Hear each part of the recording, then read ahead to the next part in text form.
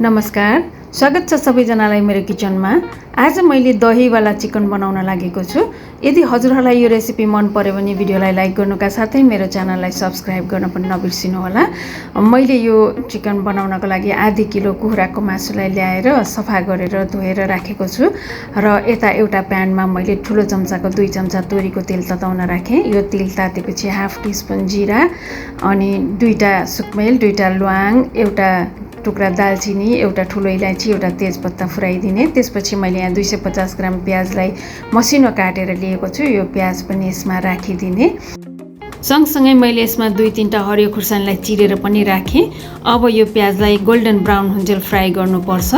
यो प्याज यतिको भइसकेपछि 1 टीस्पुन अदुवा लसुनको पेस्ट यसमा राखिदिने र 4-5 मिनट यो अदुवा लसुनको पेस्टलाई पनि यो प्याज सँगसँगै पकाउने। त्यसपछि यसमा 1 टीस्पुन बेसार, ठुलो चम्चाको 1 चम्चा जिरा धनियाको पाउडर, 1 टीस्पुन रातो धुलो खुर्सानी राखिदिने र अलिकति पानी राखेर अब यो मसलाहरूलाई पनि 4-5 मिनट यो प्याजसँगै पकाउने। र अब यो मसला पाकिसकेपछि मैले 2टा मिडियम साइजको गोलभेडालाई मसिनो काटेर लिएको छु। यो गोलभेडा यसमा राखिदिने र नुन पनि राखिदिने। नुन राखेपछि चाहिँ गोलभेडा छिट्टो गल्छ।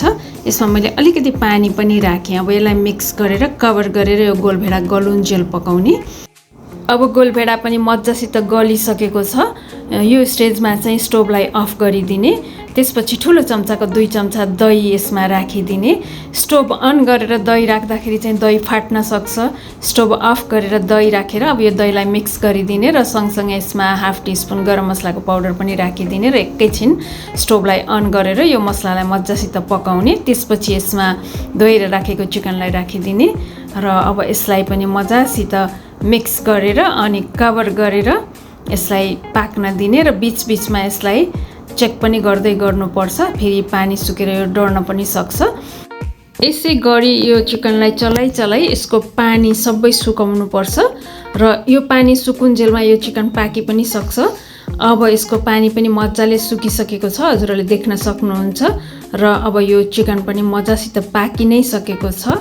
अब यसलाई एकैछिन भुट्ने, त्यसपछि हरियो धनिया राखिदिने र अब यसलाई राम्रोसँग मिक्स गरेर अब यो चिकन दहीवाला चिकन रेडी भयो सर्भ गर्नको लागि।